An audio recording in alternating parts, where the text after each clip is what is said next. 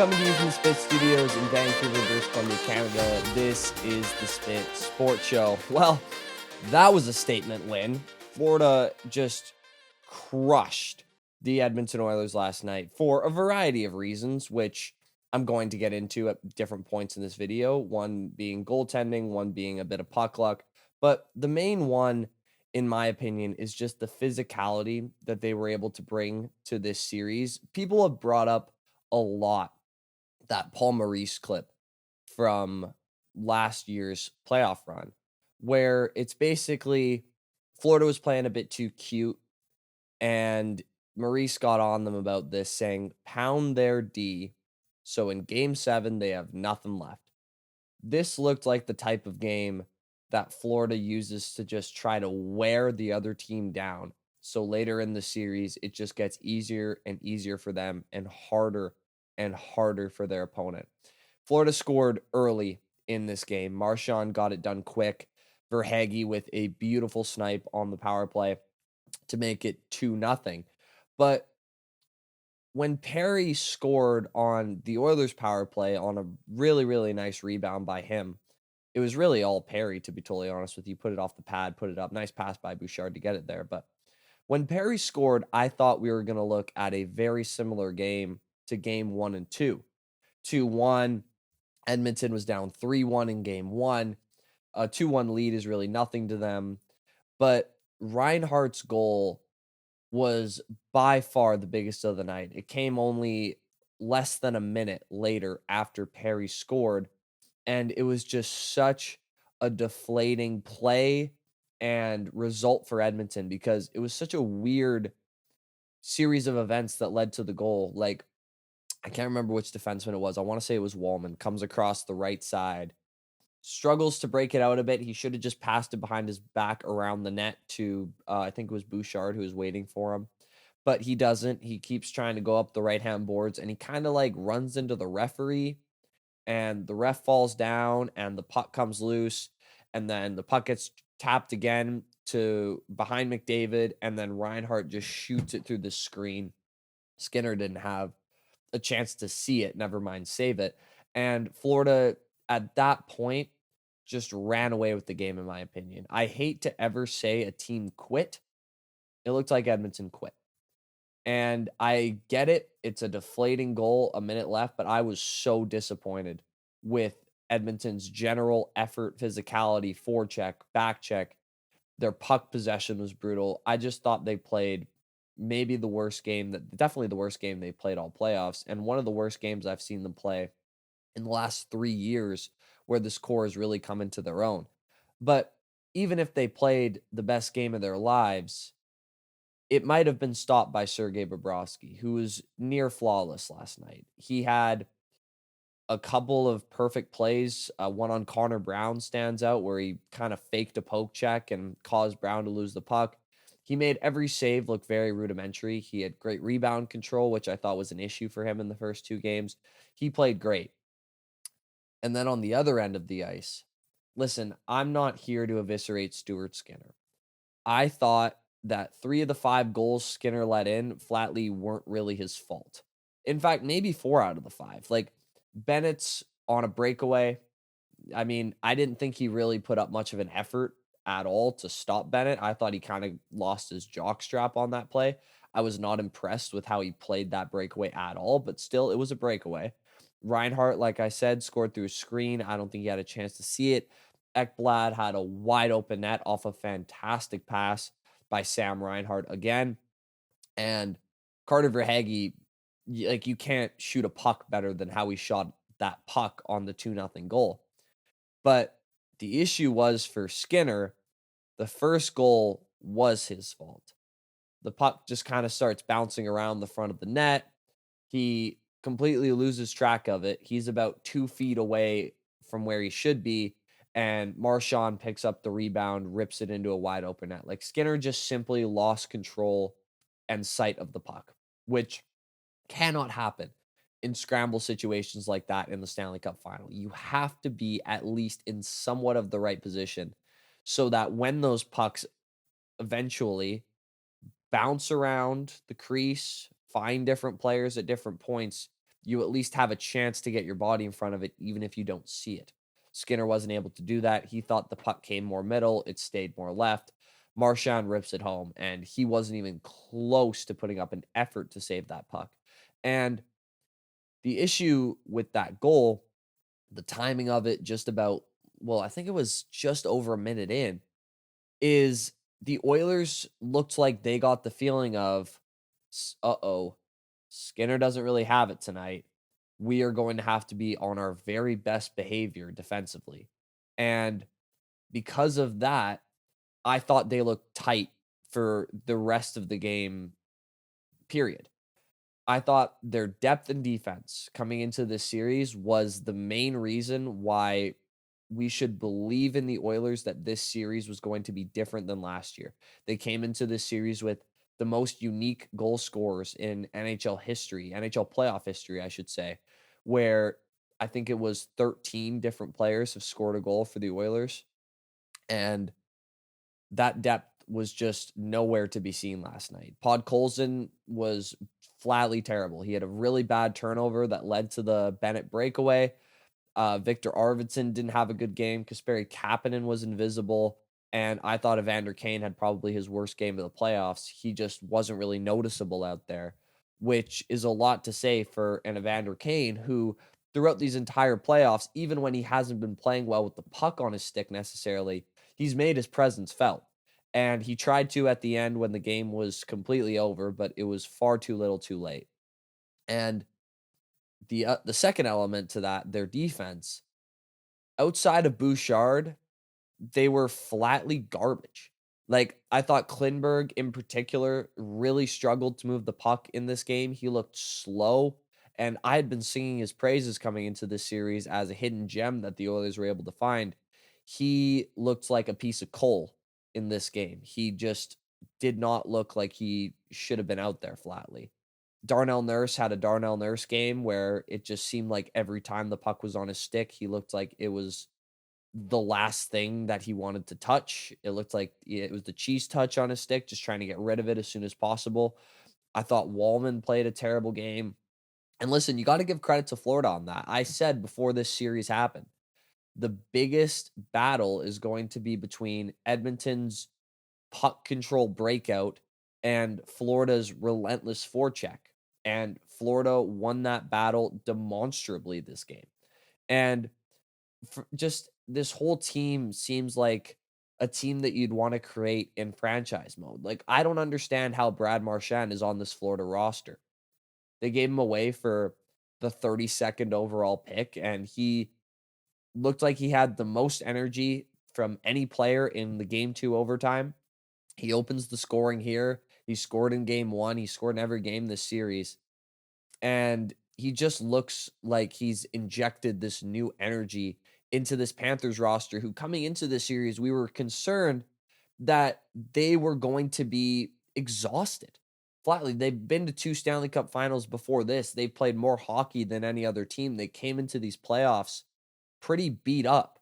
But it seems like Marchand, even though he's an older player, has kind of introduced this youthful energy, considering he was on such a bad team this year. He comes on to Florida and he's like, holy crap, you guys don't know how good you have it here.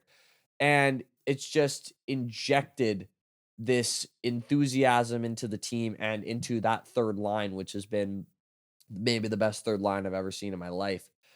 And Sam Bennett, man, like, this guy, I think he's going to be the worst contract in hockey in about 2 years. Like, I think he's put up 50 points once, maybe 0 times in his career, and he's going to make about $10.5 million. And you know what?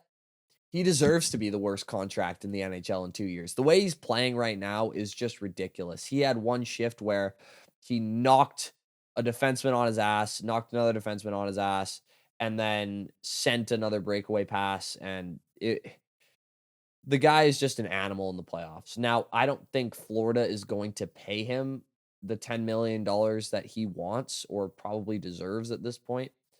But I think he's going to stay there regardless, because if you're Sam Bennett, I don't think he's particularly a line driver. And you're playing on a team with guys like Barkov and Kachuk and Verhage, guys who demand offensive and defensive attention, you don't have to be the play driver. You can be the complementary piece, and he has thrived in that. And listen, I think he deserves all the credit in the world, and I think he should stay in Florida. But if he gets that $10.5 million for another team, I'm telling you right now, that team is going to regret that deal in a year and a half, 2 years. And the other thing about Florida that's so interesting, and I have to imagine this is by design. I have to imagine that this was in the general manager, the president, Bill Zito's mind when they were building this team in June. And Gretzky pointed this out on the broadcast, and he's absolutely right. In June, anyone who says that they have artificial ice that is perfect is just lying to you, especially in South Florida where it's as humid as it is. The ice is rough, it is bumpy. You can cut through it like a hot knife through butter. When you turn, the edges dig into the ice a lot more, causing a lot more players to fall. And that clearly was a huge advantage for the Panthers because, as I mentioned coming into the series, the Oilers are second in the entire NHL in controlled zone entries, whereas the Panthers are dead last in controlled zone entries. What that means is the Oilers want to get the puck in the zone by passing and rushing. The Panthers want to dump and chase all day long. So obviously that rough ice where the puck can bounce anywhere, you can do that little flip to the neutral zone and you never know what kind of, angle the puck is going to be on with the bumpy ice. It definitely favored Florida. And McDavid, I think, struggled at points with it. He lost the puck inexplicably a couple of times. He obviously looks like Connor McDavid. He played a great game, but you could tell that there were a couple of times where the puck didn't really go where the Oilers thought it was going to go. And it really messed them up because they're all about puck possession, controlled passing, getting the puck in the middle so their speed can be their main advantage. And they weren't able to do that as effectively on this rough ice surface. This was a game I think the Oilers missed Zach Hyman big time because that's his game. He's a big dump and chase type player, get the pucks in corners, fight in front of the net, win battles, chip the puck off the boards. And the Oilers just weren't able to play that kind of style in game 3, and it killed them. So, what do the Oilers need to change going into game 4? Well, obviously, just about everything because they lost 6-1. Their effort needs to be better.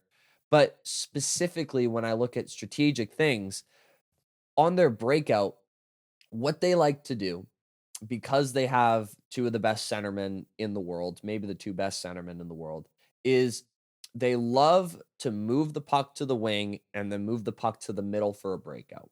Because when you have Connor McDavid streaking up the ice, that's obviously an advantage for your team. Or Leon Draisaitl coming through the neutral zone with his big body. He's usually going to make the best play 9 times out of 10. The Oilers need to kind of abandon that plan. They got to say, you know what?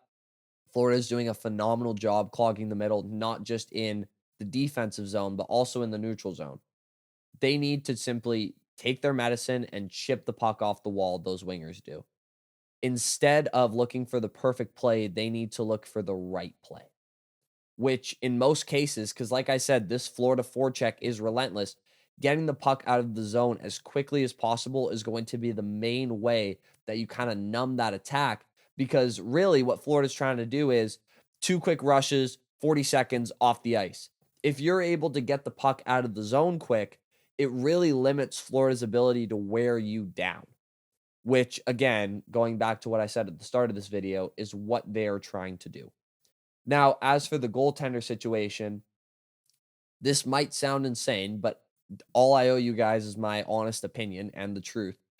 I would start Pickard for game 4.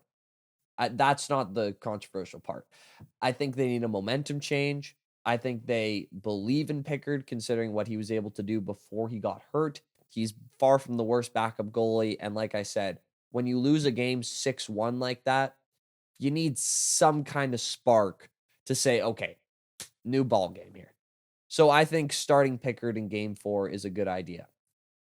But even if they win game 4, even if they win game 4 convincingly, Skinner starts game 5. You got to start Skinner game 5. I don't care what the outcome is. If Pickard gets a shutout, okay, it's a conversation. But this is your guy. He brought you here not once, but twice now. I think he's the best option in terms of him and Pickard. Now, do I think that Stuart Skinner his job is cemented for the rest of the series? I don't. Obviously, I'd start Pickard game 4. And if he struggles in that game 5, you might want to ride Pickard game 6, game 7, although game 5 might be the closeout game. We don't know how the rest of the series is going to look. But in my opinion, the biggest errors are made when coaches try to outthink themselves. And I think this goaltending issue for Edmonton right now has a really simple solution. You put Pickard in for a momentum change in game 4. You try to steal a game in Florida. When you come back home, you go back to the well and go back to the guy that brought you here. It seems simple, but we've seen it happen with DeBoer, especially in Dallas. He lost his job because he panicked in the goaltender situation. If Knobloch does that, I don't think he'll be fired. He should not be fired. He's an awesome coach. Clearly, the results speak for themselves, but that would be a big issue that I would definitely be discussing on this show. So I think Pickard starts game 4. You start Stuart Skinner game 5 regardless. See where it goes from there. I think the Oilers bounce back and win game 4. I predicted Oilers in 7. It's a lot tougher for them to win in 7 if they're down 3-1, so I'll stick with that. But I am really looking forward to it because this is going to determine what the Edmonton Oilers are really made of. It's easy to be the team of destiny when you're up 3-1 against Vegas or you're running down the Kings who you just own. You know what I mean? Like, there's levels to this. Once you're playing against the team that already beat you in the Stanley Cup Finals, you're facing those same demons that you faced last year. What's in your heart? What kind of fire are you going to come out with on road ice? We'll see what happens, but I think the Oilers will be able to do it. Thank you all so much for watching. As always, I want to know, do you guys think I'm crazy? Who do you guys think should get the start in game 4? Let me know in the comments below. I am small enough as to where I can read all comments and love doing so. So put something down there. Please leave a like on the video if you enjoyed what you saw. Please subscribe if you really enjoyed it. The Spit Sports Show just hit over 400 subscribers. Big things happening on this channel. And as always, I'll see you all in the next one. Peace out. Love you guys.